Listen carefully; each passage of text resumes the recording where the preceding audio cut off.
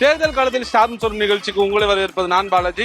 இன்னைக்கு நாம கள ஆய்வை மேற்கொள்ள இருக்கும் சட்டமன்ற தொகுதி கரூர். இந்த தொகுதி மக்களுக்கு இங்க இருக்கக்கூடிய சட்டமன்ற உறுப்பினர் சொன்னது என்ன, செஞ்சது என்ன என்பதையும், இந்த சட்டமன்ற தொகுதியில் கடந்த முறை அமைச்சராக இருக்கக்கூடிய எம்.ஆர். விஜயபாஸ்கரின் சந்தித்து தான் பல்வேறு விதமான கேள்விகளை கேட்டு நம்ம நேர்காணலை எடுக்க இருக்கின்றோம்.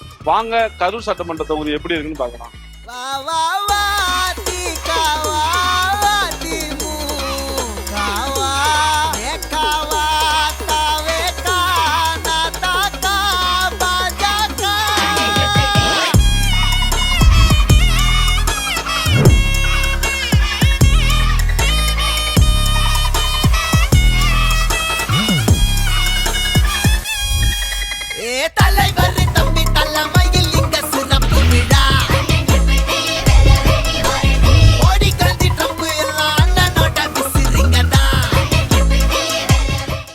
வணக்கம். வணக்கம் தம்பி, எப்படி இருக்கீங்க? நல்லா இருக்கிறேன். களம் எப்படி இருக்கு? களம் நல்லா இருக்குது. நீங்கள் இவ்வளோ நேரம் கூட இருந்தீங்களா, பார்த்தீங்கல்ல, இன்னும் நல்லா இருக்கு. ஓகே. இல்லை, இப்போ ஒவ்வொரு தேர்தலில் ஒவ்வொரு கேம்பெயின் டைமில் இந்த மாதிரியான கூட்டங்கள்லாம் வரும். இதே மாதிரி தான் விஜய்க்கும் சொல்கிறாங்க. பட் அதனால் விஜய்க்கு வர கூட்டம் எல்லாம் ஓட்டெல்லாம் மாறாதுன்னு சொல்கிறாங்க. இதே மற்ற கட்சியினருக்கு வர கூட்டம் மட்டும் ஓட்டாக மாறுமா? இல்லை தம்பி, விஜய் சினிமாவில் ஸ்டாராக இருக்கிறாரு. விஜய்க்கு வரதில் ஒரு 30% ஓட்டு இல்லாதவங்களும் தான் வர்றாங்க. இது ரசிகர்களுடைய கூட்டம். இது இந்த நம்ம கட்சிகள்லாம் ரொம்ப நாளாக ஆட்சியில் இருந்த கட்சி, பல அனுபவங்கள், பல திட்டங்களை கொடுத்த கட்சி. அம்மா ஆட்சியில் கொடுத்த திட்டம் பேர் சொல்கிற மாதிரியான திட்டங்கள்லாம் கொடுத்தாங்க. இப்போ எடப்பாடியாரும் அதே மாதிரி தான். நீங்கள் இந்த நீட் தேர்வு ரத்து செய்ய முடியல அப்படிங்கிற ஒரு காலகட்டம் வரும்போது இந்தியாவிலேயே எங்கேயும் இல்லை 7.5% உள்ஒதுக்கீடு கொடுத்ததுனால இன்னைக்கு கிராமப்புற மாணவர்கள் வருஷத்துக்கு 600 பேர் டாக்டர் ஆகிறாங்கன்னா இது ஒரு பெரிய சகாப்தம். எப்படி அம்மா இடஒதுக்கீடு எந்த மாநிலத்திலும் இல்லாமல் 69% இடஒதுக்கீடை கொண்டு வந்தாங்க. அதனால் தமிழகத்தில் கீழே இருக்கக்கூடிய ஏழை எளிய தாழ்த்தப்பட்ட மக்கள் முன்னேறினாங்க. அந்த மாதிரி ஒரு மிகப்பெரிய ஒரு சாதனை. அதை திமுக மாதிரியெல்லாம் நம்ம பெருசாக பேசிக்கிறது இல்லாதனால தெரியல. ஆனால் +2 மார்க் மட்டும் வச்சு படித்தா வருஷத்துக்கு 10 பிள்ளைங்க கூட மெடிக்கல் காலேஜ் போக முடியாது. இன்னைக்கு 600. இப்போ வாக்குறுதி கொடுத்துருக்கிறார் 10%, அதை 10 ஆக்கிறோம்னு. இதெல்லாம் ஒரு சமுதாய புரட்சி. கீழே ஏழை அடித்தட்டு மக்கள் ஒரு டாக்டர் ஆகிறதுங்கிறது கனவு. அவங்களுடைய ஃபீஸும் சேர்ந்து கவர்மெண்ட்டே கட்டும்னு சொல்லி உத்தரவு போட்டார். அதனால எங்களுக்கு நல்ல வரவேற்பு இருக்குது. அதனால ஒரு வெற்றி பிரகாசமாக இருக்குன்னு தடவை கண்டிப்பாக ஆட்சிக்கு வருவோம்.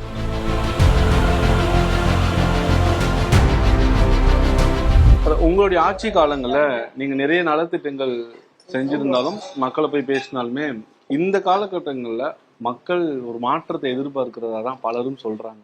களத்துல எப்படி இருக்கு? இந்த களம் இப்போ அதுக்கு சமீபமாக இந்த ஒரு வாரமாகவே களம் ரொம்ப மாறிடுச்சு. ஆட்சி மாற்றம்ங்கிறது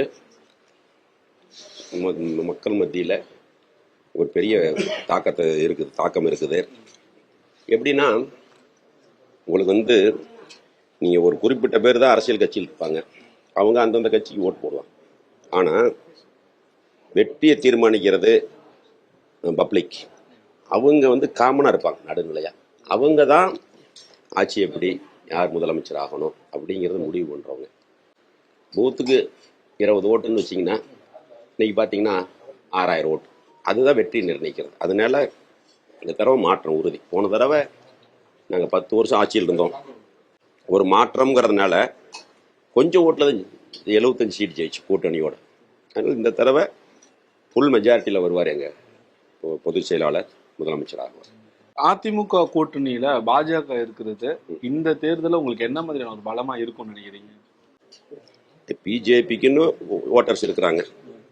அது உங்களுக்கு தெரியும், எம்பி தேர்தலில் என்ன ஓட்டு வாங்கினாங்கன்னு. தமிழ் இது ஜனநாயக நாடு. கூட்டணி கட்சிகள்லாம் சேர்ந்து தான் ஆச்சு. இன்னைக்கு கூட திமுகவில் பார்த்தீங்கன்னா லெட்டர்பேடு கட்சியில் கணக்கு சொல்லி 21 கட்சிங்கிறார். அதனால கூட்டணிகள் வலுவாக இருந்து தான் திமுக இது வரைக்கும் ஆட்சிக்கு வந்திருக்கு. திமுக வந்து சாதனை சொல்லி ஆட்சிக்கு வந்தது கிடையாது. உங்களுக்கு தெரியும், தலைவர் இறந்தப்ப இந்த மாதிரியான ஒரு சூழ்நிலைகள் இருக்கும்போது ஆட்சிக்கு வருவாங்க. அதனால் இப்போ எங்கள் கூட்டணி வலுவான கூட்டணி. அண்ணன் டிடிவி வந்தது தென் மாவட்டங்களில் ஒரு பலம். மேற்கு மாவட்டம் எப்பவுமே அதிமுகவுடைய பலம். வட மாவட்டங்களில் டாக்டர் அன்புமணி வந்தது. டெல்டாவில் ஆல்ரெடி நம்ம பொதுச் செயலாளருக்கு இந்த தடவை நல்ல செல்வாக்கு இருக்குது. அதனால் இன்னைக்கு தனி மெஜாரிட்டியில் ஆட்சிக்கு வரும். ஒருவேளை என்டிஏ வின் பண்ணிருச்சு அப்படின்னா ஹச் ராஜா முதல்வராக தான் ஆக்குவாங்க. ஹச் ராஜா கூட முதல்வர் ஆக்குறதா திருமாவளவன் சொல்றாரு. இந்த கருத்தை எப்படி பாக்குறீங்க? யோகத்துக்கெல்லாம் பதில் சொல்ல முடியாதுங்க. திருமாவளவன் என்ன சொல்லுவார்னு உங்களுக்கு தெரியும். திருமாவளவனுக்கு முதல்ல உரிய அங்கீகாரம் இருக்குதா திமுக அப்படின்னா அதே கிடையாது. எங்கள் கூட்டணியில் யார் முதல்வருங்கிறது வந்து பாரத பிரதமரும் சொல்லிட்டாரு, அமித்ஷா சொல்லிட்டாரு. எல்லாரும் அதிமுக தலைமை தான். எடப்பாடியாக தான் முதலமைச்சர்னு சொன்னதுக்கப்புறம் இவர் என்ன கண்டுபிடிச்சாரு? ஒரு ஜோசின்னு சொல்கிறாரு அவர். அதெல்லாம் ஒன்றும் கிடையாது. கரூர் துயர நிகழ்வு என்ன நடந்தது? அன்னைக்கு நடக்கும்போது முதல் ஆளா விஜய்க்கு எடப்பாடி பழனிசாமி தான் ஆதரவு குரல் கொடுத்தாரு. ஒரு சில நாட்கள்ல விஜய் தான் முதல் குற்றவாளின்னு சொன்னார். இங்க உண்மையிலே நடந்தது என்ன? நடந்தது ரசிகர்களுடைய ஆரவாரம். அவர் போகிற இடத்துல அப்படித்தான் தெரியுது. அதே இடத்துல நாங்களும் கூட்டம் நடத்தினோம். அதை விட அதிகமான கூட்டம். எங்கள் தொண்டர்கள் மக்கள்லாம் அனுபவமானவங்க, பேச்சு கேட்கணும்னு வருவாங்க. விஜய்க்கு வரவங்க விஜயை பார்க்கணும்னு வர்றாங்க. அவ்வளோதான் வித்தியாசம். இல்லை, இப்போ விஜயை பார்க்கறதுக்கு பக்கத்தில் இருக்கக்கூடிய மாவட்டத்தில் இருந்துலாம் ரசிகர்களும் தொண்டர்களும் வந்ததா சொல்றாங்க. ஆனால் அன்னைக்கு நடந்தது வேறொரு மாவட்டத்தில் இருந்து தான் கிரௌடெல்லாம் கூட்டங்கள் வந்ததா, இல்லை அது கரூரில் இருந்தவங்க? 41 பேர்த்துல 9 பேர் வெளி மாவட்டத்தை சார்ந்தவங்க. அதை வச்சு நீங்கள் தெரிஞ்சுக்கலாமே.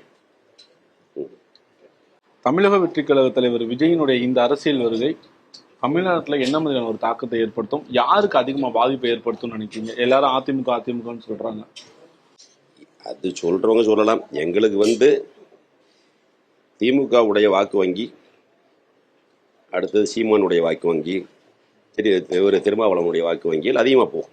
நேற்றைய தினம் செங்கோட்டையன் பேசும்பொழுது அதிமுக தாவேகாவில் இருக்கக்கூடிய 34% வாக்குகள் மூலமா வின் பண்ணிடலாம், விஜயை வைத்து 5000 கோடி சம்பாதிச்சிடலாம் தான் எடப்பாடி பழனிசாமி ஒரு கனவோட இருந்தாரு. எங்களுக்கு பாஜக மூலமா பேச்சுவார்த்தை நடத்துறதுக்கும் ஆள் வந்தாங்கன்னு சொன்னாங்க. உண்மையிலே இதெல்லாம் நடந்ததா? அவர் சொல்றதெல்லாம் கணக்கில் எடுத்துக்காங்க. அதுக்கெல்லாம் பதில் சொல்ல வேண்டிய அவசியம் இல்லை. அவர் தினம் ஒன்று சொல்றாரு. அவர் அதே சொல்லியிருக்காரு, ஏப்பா அங்கே போனோம் அப்படின்னு சொல்லியிருக்காரு. வந்துட்டோம்னு வருத்தப்படுறேன், நீங்களும் அங்கே வந்துடாதீங்கன்னு சொல்லியிருக்காரு அவரோட வேண்டிய நண்பர்கிட்ட. அது ஒன்று. ஓ, இப்போ அதிமுக இருக்கக்கூடியவங்கள்ட்ட சொல்லியிருக்கிறாரா? ஆமாம். ஏங்க, அவரோட அனுபவம் என்ன, அவருடைய அரசியல் அனுபவம் என்ன? புஷி ஆனந்த் நிற்கிறார், ஒரு சால்வை எடுத்துக்கிட்டு போறார். இவரா புஷி ஆனந்துக்கு சால்வை போட்டு இவரும் சேர்ந்து சால்வை போத்திக்கிறார். அந்த சால்வை இவரே எடுத்து ஓரமாக போடுறார். சால்வை எடுக்க கூட ஆள் இல்லை. இதுதான் அவருக்கு அங்கே கிடைக்கிற மரியாதை. அது எல்லாத்துக்குமே தெரியுமே, சோசியல் மீடியாலே வந்தது. அதனால அதை பற்றிலாம் பதில் சொல்ல வேண்டிய அவசியம் இல்லை. ஓபிஎஸ் போடி நாயக்கனூர்ல திமுகவில் போட்டி போடுறாரு. அவர் கூட இருந்த உங்களுடைய ஒரு உரையாடல், கான்வர்சேஷன், ஒரு அண்ணன் தம்பியா இருந்திருப்பீங்க. இன்னைக்கு இந்த சூழலை எப்படி பாக்குறீங்க? திமுகவை எதிர்த்து வளர்ந்தது அதிமுகவில் முதல்வராக இருந்தவர் தவறான முடிவு எடுத்துட்டாருங்கிறது என்னுடைய கருத்து. கள நிலவரம் என்னன்னு எனக்கு தெரியாது. எங்கள் கட்சி அங்கேயும் ஜெயிக்கும்னு எங்கள் நிர்வாகிகள் சொல்லிக்கிட்டு இருக்காங்க. இன்னைக்கு நீங்க களத்துல போய் மக்களை சந்திக்கும் போது என்ன மாதிரியான வாக்குறுதிகளை முன் வச்சு ஓட்டு கேட்குறீங்க? மக்கள் அதை எப்படி ரிசீவ் பண்றாங்க? வாக்குறுதிகள் வந்து அம்மா ஆட்சிக்கு அப்புறம் எங்களுடைய பொதுச் செயலாளர் எடப்பாடியார் ஆட்சியில் கொடுத்த திட்டம் எல்லாம் நின்று போச்சு. தாலிக்கு தங்கம், லேப்டாப்பு, திருமண உதவித்தொகை, அது மாதிரி நிறைய சொல்லலாம். அதை சொல்கிறோம். இப்போ எங்களுடைய பொதுச் செயலாளர் கொடுத்துருக்கிற வாக்குறுதி மக்கள்கிட்ட பேசும் பொருளாக இருக்குது. ஏன்னா திமுக வாக்குறுதி நிறைவேற்றாது, சொன்ன வாக்குறுதி நிறைவேற்றலைங்கிறது மக்கள் தெரியும். அதனால் ஆளுங்கட்சி மேலே இருக்கிற வெறுப்பு, இன்னைக்கு சட்டம் ஒழுங்கு தான் ரொம்ப பிரச்சனை. பெண்களுக்கு பாதுகாப்பு இல்லாத ஒரு சூழ்நிலை, இளைய சமுதாயம் போதைக்கு அடிமையாகிட்டு இருக்குது. அதனால தாய்மார்கள்லாம் ஆட்சி மேலே பெரிய வெறுப்பில் இருக்கிறாங்க. அதனால் மிகப்பெரிய வித்தியாசம் வரும். இப்போ இன்னைக்கு மக்கள் சந்திக்கக்கூடிய பிரச்சனையை எடுத்து சொல்லி வாக்கு சேகரிக்காம ஒவ்வொருத்தவங்களும் ஒவ்வொரு கட்சியினரும் மதத்தாரும் இதத்தாரும் எங்களுக்கு ஓட்டு போடுங்கன்னு சொல்றாங்கல்ல, இது களத்துல என்ன மாதிரியான ஒரு எதிரொலிப்பா இருக்கும்னு நினைக்கிறீங்க? நாங்கள் சொல்கிறோம், இருந்தாலும் நாங்கள் என்ன செய்ய போகிறோங்கிறதையும் சொல்கிறோம்ல. மற்ற கட்சியோட ஒப்பிட வேண்டும். எங்கள் பொதுச் செயலாளர் என்ன செய்யணும்னு சொல்லியிருக்கிறாருல்ல, சொல்லித்தாங்க.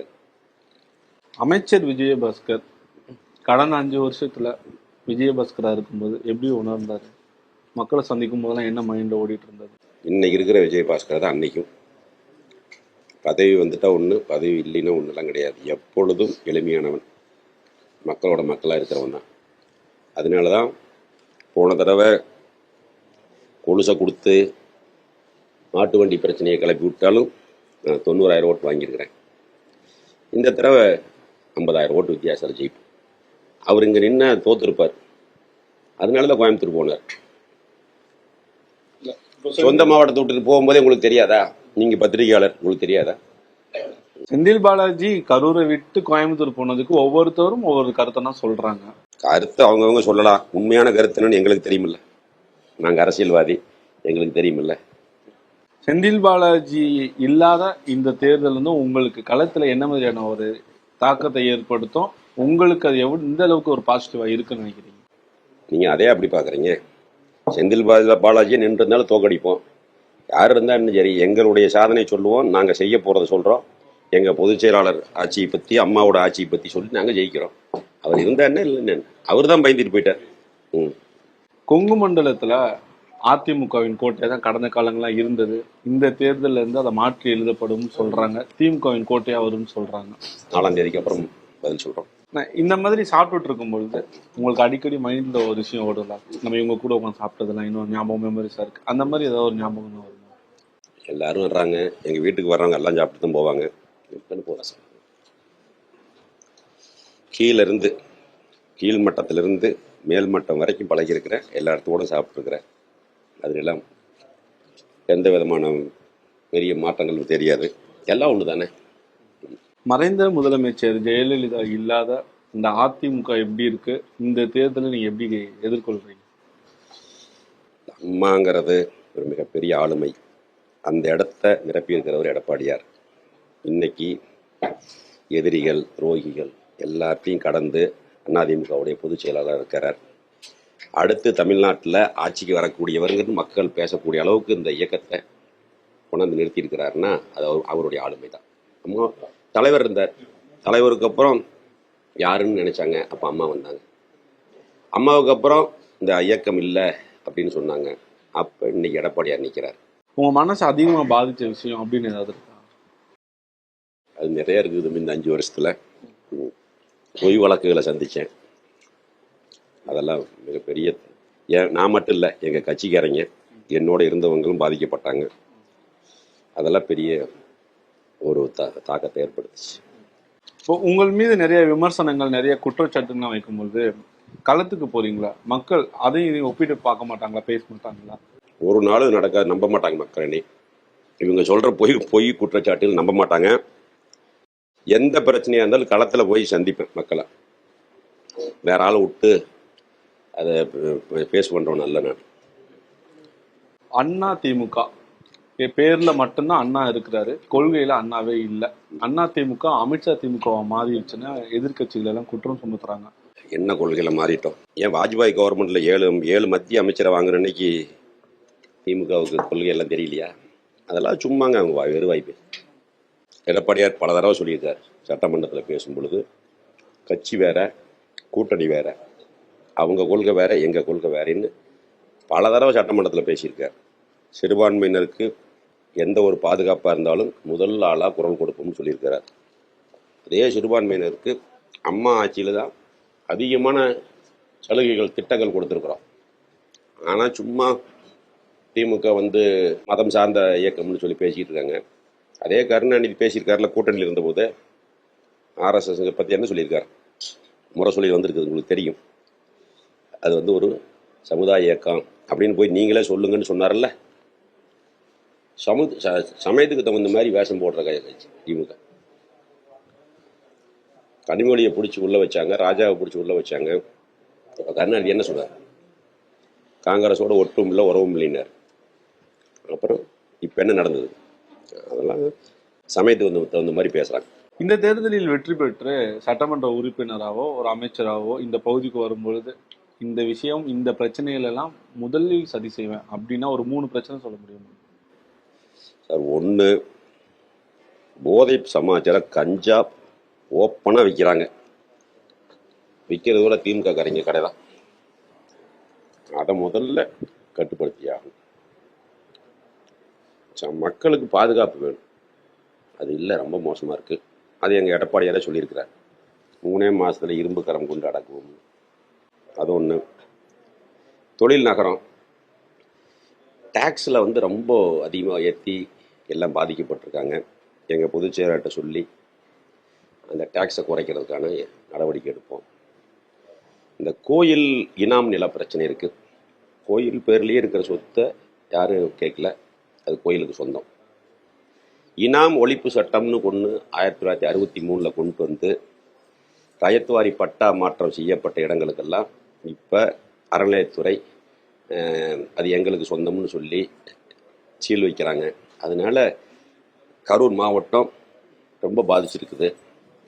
அது சம்பந்தமாக தேர்தல் அறிக்கை 32 சொல்லியிருக்கிறாரு. பட்டா நிலத்தில் குடியிருக்கக்கூடிய ஏழை எளிய மக்கள் பாதிக்காத வகையில் அவங்களுடைய ஆவணங்களின் அடிப்படையில் ஒரு குழு அமைத்து அதற்கு நிரந்தர தீர்வுன்னு சொல்லியிருக்காரு. அது ரொம்ப முக்கியம். காவேரி விட்டுட்டு வெளியில் போயிட்டு அரவக்குறிச்சி சரி, கிருஷ்ணராயபுரத்தில் ஒரு பகுதி, குளித்தலை ஒரு பகுதி வறண்ட பகுதியாக இருக்குது. அங்கே இருக்கக்கூடிய ஏரிகளுக்கெல்லாம் காவேரியில் உபரிநீர் திட்டம் கொண்டு வந்து வெள்ளி அணை, வீரராக்கியம், அந்த மாதிரி தாதம்பாளையம் குளம், அதே மாதிரி பஞ்சப்பட்டி ஏரி 1220 ஏக்கர் பெரிய ஏரி, இதுகளுக்கெல்லாம் காவிரி உபரிநீர் திட்டம் எங்களுடைய பொதுச் செயலாளர் கொண்டு வந்த மாதிரி அவர் இது கொண்டு வந்தார். அத்திக்கடவு திட்டம் கொண்டு வந்தார். சரபங்கா ஸ்கீம் கொண்டு வந்தார். அது மாதிரி கொண்டு வந்தால் அந்த பகுதியில் இருக்கக்கூடிய விவசாயிகள் தொழில் சார்ந்து வேலைவாய்ப்புக்காக நகரத்தை நோக்கி வர வேண்டிய அவசியம் இருக்காது. நான் அமைச்சராக இருந்த பொழுது கரூர் மாவட்டத்தில் 29,000 மரம் வச்சோம். மரம் வைக்கிறது பெருசு இல்லை, 7 வருஷம் தண்ணி ஊற்றி அதை காப்பாற்றிருக்கிறோம். பார்த்தீங்கன்னா தெரியும் உங்களுக்கு. டவுன் பூரா மகிழமாக இருக்கும், வெளியில் வேறு மரங்கள் இருக்கும். இந்த தடவை கண்டிப்பாக நாங்கள் வருவோம். கரூர் மாவட்டத்தில் 4 தொகுதியிலையும் எல்லா பொது அமைப்புகளோடு இணைஞ்சு ஒரு 50 லட்சம் மரமாவது வைக்கணும். பொது இடங்கள் பூரா மரங்களாக வைக்கணும். ஒரு பசுமையான மாவட்டமாக உருவாக்கணுங்கிறது ஒரு எண்ணம். அதை கண்டிப்பாக செய்யும். நீங்கள் அமைச்சராக இருக்கும் பொழுது இந்த விஷயத்தெல்லாம் தாண்டி நான் இந்த ஊருக்கு இது கொண்டு வந்தது எனக்கு இன்னும் ரொம்ப ஒரு சாட்டிஸ்ஃபேக்ஷனாகவே இருக்குது அப்படின்னு எதை சொல்லுவீங்க? கல்லூரி கொண்டு வந்தோம் தரகம்பட்டிக்கு. கரூருக்கு தான் கொண்டு வந்தது. அந்த எம்எல்ஏ கேட்டதுனால பின்தங்கிய பகுதி, அது வறட்சியான பகுதி, அங்கே ஒரு கல்லூரி கொண்டு வந்தோம். புஞ்சை புகழூர் வந்து தாலுக்கா பிரச்சனை, ரொம்ப நாள் பிரச்சனை. அந்த தாலுக்கா கொண்டு வந்தோம். அம்மா சாலை திட்டம் கொண்டு வந்தோம். அந்த டைம் பார்த்துருப்பீங்க, 40 அடி அகலத்தில் கரூரில் 11 ரோடை லிங்க் பண்ணக்கூடிய ஒரு ரோடு 22 கோடி ரூபாயில் அது கொண்டு வந்தோம். இந்த குகைவெளி பாலம் 2 இடத்துல இப்போல்லாம் சென்ட்ரல் கவர்மெண்ட்டே பண்ணுறாங்க. அப்போ அம்மா கிட்ட 13.5 கோடி வாங்கி 2 கொண்டு வந்தோம். தேசிய நெடுஞ்சாலையில் இப்போ வந்து சென்ட்ரல் கவர்மெண்ட் கட்டுறாங்க. இப்போ அவங்களாவே ஒரு கொள்கை முடிவாக எடுத்து பண்ணுறாங்க. ஆனால் நானும் எங்களுடைய பாராளுமன்ற உறுப்பினர் தம்பித்துரை அண்ணனும் போய் டெல்லியில் நிதின் கட்கரியை பார்த்து 8 இடத்துல எங்கள் டிஸ்ட்ரிக்டில் பாலம் வாங்கினோம். அது 5 ஃபங்க்ஷன் ஆயிடுச்சு, 3 வேலை ஆகிட்டு இருக்குது. இப்போ மீண்டும் போன 2 மாதத்துக்கு முன்னாடி டெல்லி போயிருந்த போனப்போ 9 இடத்துல மேம்பாலங்கள் வேணும் அப்படின்னு கேட்டு வந்திருக்கிறேன். இதெல்லாம் நாங்கள் செஞ்ச ஒரு பெரிய திட்டம். குடிநீர் வந்து முழுமை பெறாமல் இருந்தது. குடிநீர் திட்டத்தை முழுமைப்படுத்தி காவேரி தண்ணி கொடுத்துருக்குறோம். அதே மாதிரி கிராம பகுதிகளில் வாய்க்கால் பூரா தூர்வாரி கடைசி வரைக்கும் தண்ணி கொடுத்தோம். புதுசாக வாய்க்கால் வெட்டி கொடுத்தோம். இப்போ எல்லாம் தூந்து போய் மூடி கிடக்கு. இதெல்லாம் சரி செஞ்சால் தான் விவசாயிகளுக்கு பிரயோஜனமாக இருக்கும். மறைந்த முதலமைச்சர் ஜெயலலிதா இன்னைக்கு இருந்திருந்தா உங்கள்கிட்ட என்ன பேசிட்டு போங்க? அம்மா இருந்திருந்தா நான் செய்கிற வேலைகளுக்கு உரிய அங்கீகாரம் கிடைக்கும். இப்போ எங்கள் எடப்பாடியார்கிட்ட அதே மாதிரி தான். ஒன்றும் அதிலெல்லாம் நாங்கள் கேட்டதை செஞ்சு கொடுத்துருக்குறாரு. அம்மா ஆட்சி காலத்தில் ஒரு 6 மாதம் தான் இருந்தோம், அமைச்சராக இருந்தோம். அதுக்கப்புறம் மறைஞ்சிட்டாங்க. அப்பவும் சரி இப்போவும் சரி என் கடமையில் ஓட்டு போட்ட மக்களுக்கு செஞ்சு கொடுக்கறதுல எந்த இடத்துலையும் காம்ப்ரமைஸ் கிடையாது. செய்கிறத குவாலிட்டியாக செய்யணும், மக்களை சந்திக்கணுங்கிறது என்னுடைய கொள்கை. அதில் உறுதியாக இருக்கிறேன். இப்போ இனிமேலும் அப்படித்தான் இருப்பேன். நீங்க இந்த உள்ளூர்காரனால உங்கள்கிட்ட இந்த கேள்வி கேட்குறேன். கரூர் விவகாரத்துல முதல் குற்றவாளி செந்தில் பாலாஜியும் தமிழ்நாடு அரசு தான் தாவேகா நிர்வாகிகள் சொல்றாங்க. நீங்க இந்த ஊர்ல இருந்து அன்னைக்கு நைட் நீங்க ஸ்பாட்டுக்கு போனனால கேட்குறேன், யாரா இருக்கும், என்ன நடந்திருக்கும்? தம்பி, அது சிபிஐ விசாரணையில் இருக்குது. அதை பற்றி என்ன கருத்து அது சிபிஐ விசாரணையில் தெரிய வரும். உங்களுக்கும் ஓரளவுக்கு தெரியும். அது அவங்க நினச்சது ஒன்று, நடந்தது ஒன்று. பாவம், 41 உயிர் குழந்தைகள்லாம் முதிச்சே கொண்டுட்டாங்க. அது யாராக இருந்தாலும் சரி, அதுக்கு பிள்ளையார் சொல்லி போட்டவங்க யாராக இருந்தாலும் தண்டிக்கப்படும். அதில் மாற்று கருத்து கிடையாது. அன்னைக்கு நான் முழுமையாக அங்கே இருந்தேன். ஆனால் அதில் திமுக அரசும் நம்ம உள்ளூர் எம்எல்ஏவும் காட்டின ஒரு வேகம் வேற இதில் காட்டலைங்கிறதா எனக்கு. ஏன்னா கள்ளக்குறிச்சியில் 68 பேர் இறந்து போன அன்னைக்கு போய் பார்க்கல, ஆறுதல் சொல்லலை, ஒரு அறிக்கை கூட கொடுக்காத முதலமைச்சர் இரவோட இரவாக வர்றார் 4:30 மணிக்கு கோழிப்பட. உல்லாச பயணம் போயிருந்தார், துபாய் போயிருந்த துணை முதலமைச்சர் தனி ஃப்ளைட்டில் வந்து இறங்குறார். இரவோட இரவாக 38 பாடியை போஸ்ட்மார்ட்டம் பண்ணி அனுப்புகிறாங்க. 40 ஆம்புலன்ஸ் நிறுத்தி அதில் கழக மருத்துவர் அணின்னு ஸ்டிக்கர் ஒட்டி அனுப்புகிறாங்க. இரவோட இரவாக 10 லட்ச ரூபா இறந்த குடும்பத்துக்கு நிதி உதவி கொடுக்குறாங்க. அன்னைக்கு நைட்டே நீதியரசர் அருணா ஜெகதீசன் தலைமையில் ஒரு கமிட்டி போடுறாங்க. உயர் போலீஸ் அதிகாரி தலைமையில் ஸ்பெஷல் இன்வெஸ்டிகேஷன் டீம் போடுறாங்க. இந்த பதட்டமெல்லாம் ஏன்னு தெரியல. சிபிஐ விசாரித்து உண்மையை சொல்லும் கண்டிப்பாக. கடந்த முறை இந்த தொகுதி மக்கள் உங்களை மிஸ் பண்ணிட்டாங்க. இந்த முறை மக்களுக்கு ஒரு வார்த்தை சொல்லணும் அப்படின்னா என்ன சொல்லுவீங்க? மக்களோட மக்களாக இருப்பேன், மக்களுக்கு உண்மையாக இருப்பேன். அதுதான் ஓகே. இந்த கூட்டணி விவகாரத்துல எடப்பாடி பழனிசாமி ரொம்ப கிளவரா அமைச்சர்கள் இருக்கக்கூடிய எல்லா தொகுதியில பாதிய பாஜக கொடுத்துட்டாங்க. இந்த வருஷம் இந்த எலெக்ஷன்ல இபிஎஸ் உடைய இந்த விஷயங்கள் ரொம்ப கிளவரா இருந்ததா சொல்றாங்க. உண்மையிலே இந்த தொகுதி பங்கீடு விவகாரத்தை நீங்க எப்படி பாக்குறீங்க? சார், அவரை சாதாரணமாக இட போடுறாங்க ஒரு சிலர். உண்மையிலேயே அம்மா கூட இருந்து அரசியல் பண்ணவர், ஒரு தேர்ந்த அரசியல்வாதி. இக்கட்டான காலகட்டங்களில் சரியான முடிவு எடுத்திருக்கிறார். நாங்கள் என்றைக்கும் அவரோட தான், அதில் மாற்று கருத்து கிடையாது. திறமையானவர். அடுத்தது முதலமைச்சராக வந்தார்னு நல்ல திறமையாக ஆட்சி நடத்துவார். செங்கோட்டையன் இங்க இருக்கக்கூடிய பல தலைவர்கள்ட்ட பேசுறதா நீங்க சொல்றீங்க. ஆனா செங்கோட்டையன் என்ன சொல்றாரு, இந்த தேர்தலுக்கு பின்பு பல்வேறு மூத்த தலைவர்கள் வெளியில வந்துடக்கூடிய ஒரு சூழல் வரும்னு சொல்றாரு. இந்த தேர்தல் ரிசல்ட்டுக்கு பின்பு உண்மையிலேயே அந்த மாதிரி இருக்கு அதிமுகவிற்குள்? எப்படி ஆட்சிக்கு வந்ததுக்கப்புறம் யாருங்க போகிறா? அவரு தான் வருத்தப்படுவார். ஏன் போகணும்? ரொம்ப நன்றி. நான் பிஸியான ஸ்கெடியூலில் நிறைய விஷயங்களை ஷேர் பண்ணது ரொம்ப நன்றி. தொகுதி மக்களை சந்திச்சு உங்களை பற்றி கேட்க போகிறோம், என்ன சொல்கிறாங்கிறத கண்டிப்பாக கேளுங்க. வந்துருப்பீங்களா, பார்த்தீங்க கேட்டீங்கன்னா தெரியும். Thanks so much. நன்றி தம்பி.